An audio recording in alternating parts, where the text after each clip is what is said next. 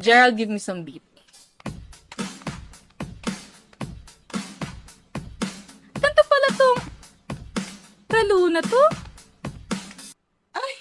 Ay nako, nandyan pala kayo. Hindi naman kayo nagsabi. Pero, tamang-tama lang ang pagdating ninyo dahil magsisimula pa lang ang ating kwentuhan, kulitan, at paggalugad ng cross-cultural communication sa ngalan ng pananaliksik. At abangan nyo ang podcast serye Com Culture and Context na may 15 episodes na mapapanood every other day. Ang podcast na ito ay hatid ng Cross-Cultural Communication course ng mga third-year Comra students. Pero, parang may potential ka, partner. I know, right? Bagay na bagay yan sa ating first episode. Kaya, Practice. tara na. Give me some beat. Mag-practice na tayo. Sino dito nagraralo ng rollbus? Tama! Kita-kits, guys!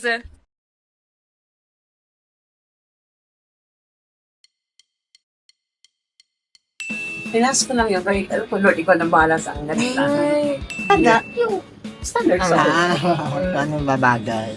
Mga bet nung ano. To keep going. Nandito na yung supposed me. Alam ko lang ang mura mo pag wala yung pagkanta. I will never love you this way again. Wala ang part.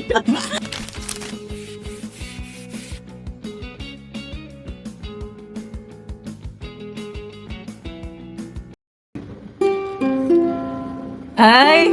Ano namang atake mo ngayon, partner? Siyempre, partner, hindi ba maulan ang panahon ngayon? Yes. Masarap mag-play ng music kasi stress reliever yan, di ba? Yes. Pero mga kapodcast hindi po ako kakanta.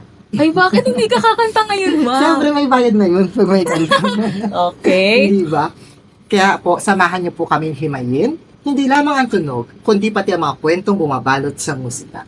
I'm your host for today's episode, Gerald with a G. And I am Trisha with a T. Welcome sa panibagong araw, panibagong, actually lamig ng panahon dahil nga maulan. At syempre, panibagong usapang hindi natin pagsasawaan. And alam mo, Jess, since may hawak ka namang instrument kanina, no, tayo nga mga Pinoy, no, parang default setting na sa atin yung pagkahilig natin sa musika.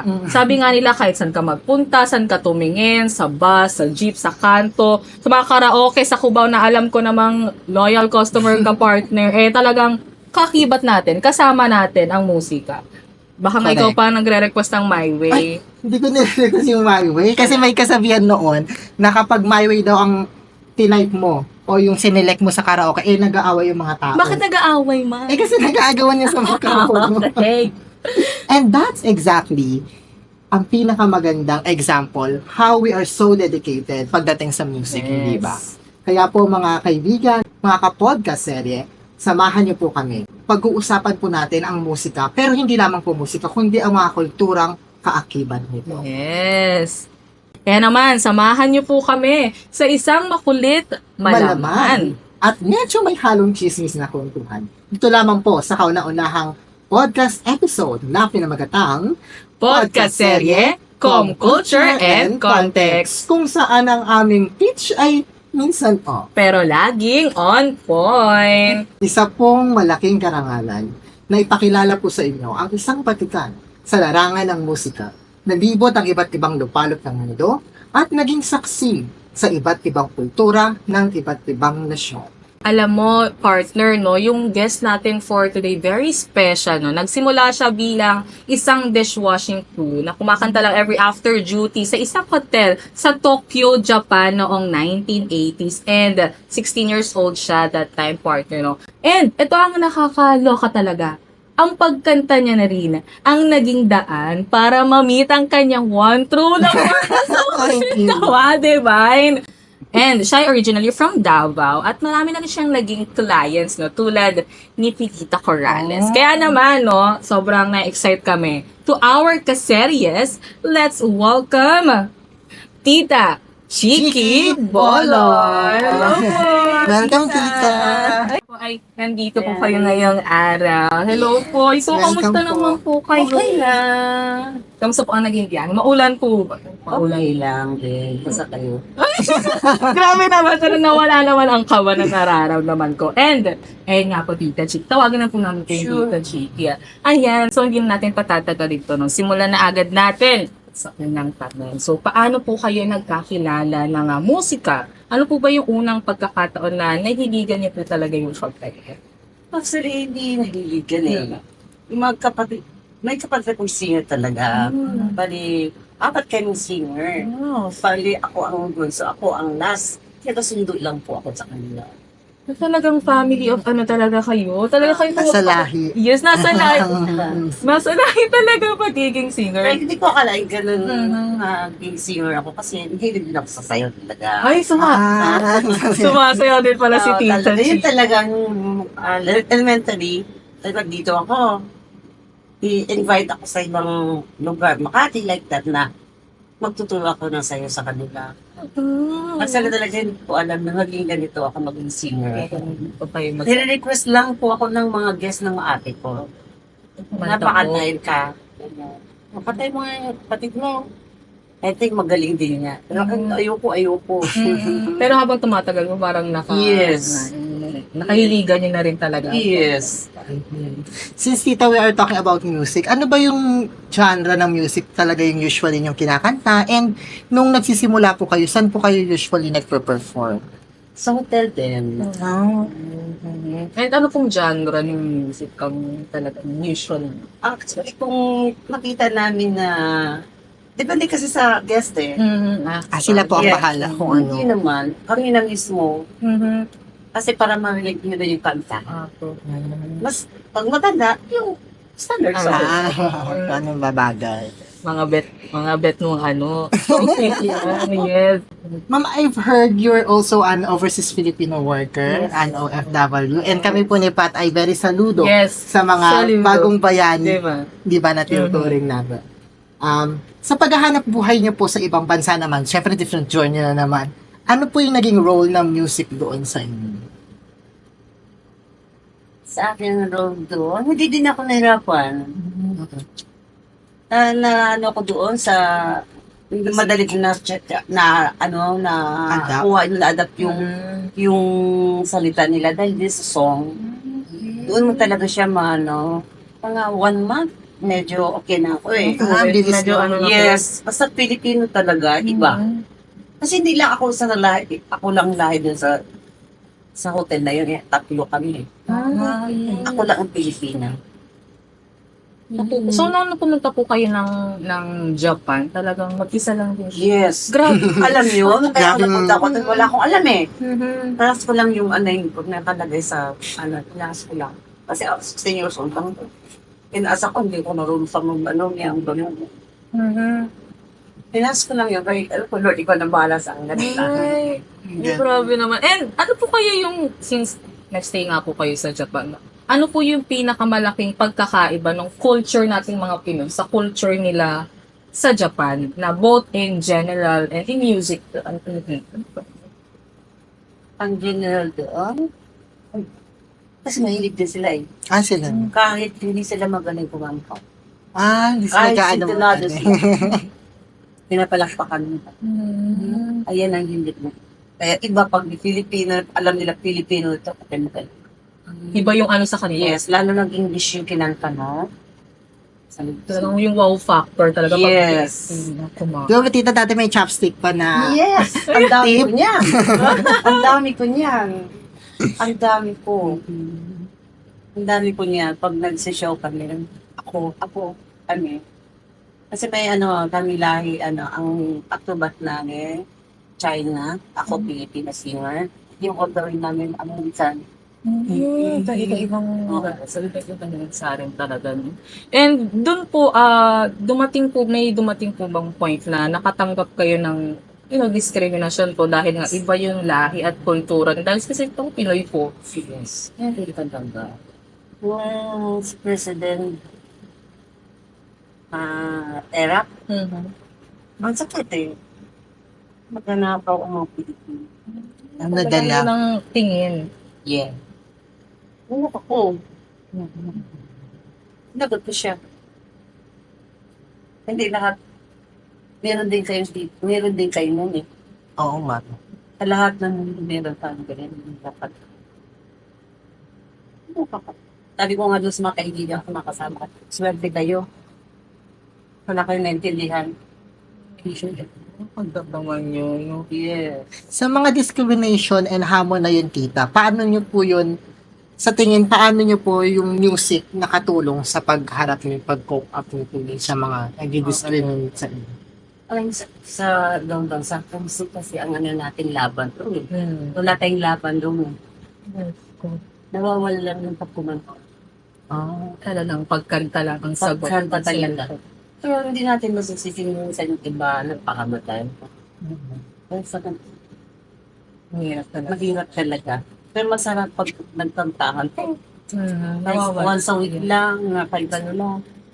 Ano talaga? Iba rin yung dulot talaga ng pagkanta. Parang biglang-biglang nawawala yung problema. Yes, totoo naman. Kahit dito sa Pilipinas. Considering kita na walang mga video-video call noon, no, mas No? nakaka-host. Parang mas mahirap, di ba? Imagine. Ako kasi, ano ako eh, go ako eh, palaban. Basta sa tama lang. Yes, go lang talaga. Go lang talaga pag Yes. tama ka lang. Pag hindi na, pandali. Sila tayo dyan. Dito tayo. At least alam natin kung hanggang saan tayo, yung limits natin. di ba? Yes. And kahit iba po ang kultura nyo sa kanila, no, nagamit nyo po ba yung music o yung pagkanta bilang isang form of communication? Paano nyo po kaya na ipararating yung damdamin nyo gamit yung musika? Yung pagkanta po. Oo. Malaking bagay yun eh. Pagkanta talaga, gamit na gamit. Kaya ka na mabuhay eh. Kaya ka kumuha sa lahat ng kailangan na. Kung wala kang hindi ako nag-work na tayo, ako pag-aral ba yung mga anak ko? Ma'am, you were in Japan for several years, hindi Yeah. po ba? May mga Japanese culture po ba kayong na-adapt? And until now, na nagagamit mo siya? Yes. Ang gaya Ano po. po? Gaya po ano? Ayan. Yung, ano talaga sa akin to, yung pagkanta talaga. At saka yung nababaitis, magagalang talaga sila. Oo, they're very polite talaga. Yes, and Dadaan discipline lang, talaga yes, ang yes, ano, no, yes. Minsan nga, bakit ang Pilipino, pag nasa ibang bansa, Disiplinado. yes, Pag dito, bakit? Anong nakakaiba? Yun. Ano? Ba? Yun lang ang ano ko talaga kailangan. Yung dahil na kanina. Yun po. Yung pagkanta din talaga. Sinasabi niyo po kanina, di ba, kahit nga sintonado, basta kanta Yes. lang. Kahit man dito mga Japanese, ang pagpunta sa Pilipinas, karaoke dito. Talagang, ano rin talaga, gusto pa rin talaga nila ang pagkanta. Yes. Kaya, gusto nila sa Pilipinas talaga. Iba rin naman din talaga mag-entertain ang mga Pinoy. Grabe, di Yes, ba? iba talaga. Yes. sasayawin, sasayaw. Sasayaw. Kakanta, kakanta. Yes, di ba? Kaya para silang star of the night kapag nasa isang Yes, party, yes, di ba? yes. For our last question, bakit po sa tingin ninyo kailangan pa rin nating umawit, tumugtog, and, makinig sa musika? Kahit minsan, di ba, some people are cruel to us, kahit the world minsan ay cruel to us, why do we need to keep going? Nandito na yung spouse mo. Parang kulang ang mura mo pag wala yung pagkanta. Diba? O kaya sa sound natin. Diba? Hindi tayo nakakatuloy pag wala kang Agree. narinig sa ano. Nasa puso yun. Nasa puso mo Talagang talaga. nasa sistema na natin ang pagkanta. Parang, basta Pilipino ba talaga? Okay. Yes. Sa pagkantahan, Pilipino. Grabe, yes. pag yung passion and Yes. dedication. Talaga. Yes. And yun po, no, sobrang bilis ng naging episode natin for today. First episode po ito ng music ang pinag-usapan natin. And maraming salamat po, Tita Chiki po. Sure. Tita Chiki, kinikilig talaga pag Tita Chiki, ayan, doon po sa pagpapaunlak po sa amin para sa first episode, pagpapaunlak ng mga kwento nga himig nyo, no? Umaawit talaga ang Ang aming puso mga ko, puso. Gerald, dahil sa mga ibinahagi ni Tita Chiki. And, ayun, no, sobrang dami nating nakuha, Natutunan. sobrang dami nating natutuhan, kung gaano kahalaga ang musika, kung paano siya nakatutulong, hindi lang sa sarili natin, kasi imagine, di ba, parang nagamit mo yung pagkanta mo para sa pamilya mo. Yes. sa mga- Hanap buhay. Yes. Oo. Ako naman, Pat, ang dami ko rin talaga natutunan. Kasi, based sa mga sagot ni Tita, kasi di ba tayo mga, sa buhay natin, tayo mga Pilipino, ang dami nagde-divide sa atin. Religion divides us, politics divides us, but music connects us all. Yes. Diba? Unite us all. Minsan kahit hindi mo alam yung lyrics, diba ganun yung mga hapon, di nila naman naiintindihan, pero gustong-gusto nila nakikinig. It connects people talaga, Tita, no? Ang music. Sarap pag Yes. At dahil dyan, we have a special gift for you. Yes. Yes, yan ang ibigay mo na natin. Siyempre, meron po kami maliit na regalo lang po, tita. Hindi matatapos, tita, ang podcast natin, syempre, no? Meron pa tayong oras. Nang hindi po tayo nagsasample. Baka naman po pwede po kami sample ang kumanta, tita. Kahit ano po ang You ganyan. look inside my fantasy and makes one come through. Something no one else can ever find a way to do. Standing one by one since you took me. And I know I'll never love this way again.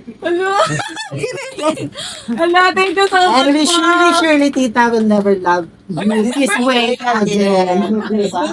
Wala ang part.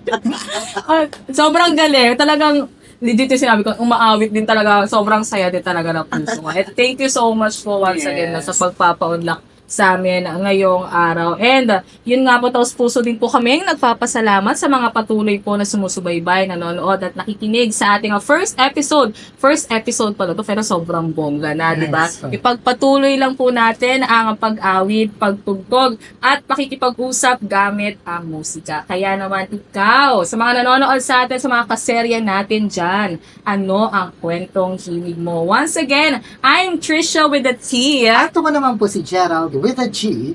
At ito po ang aming programa, inyong programa. Ito po ang Podcast serye, Com Culture and Context. Yes, thank you so much. Thank you. Thank you. Happy Friday. Tita, thank you.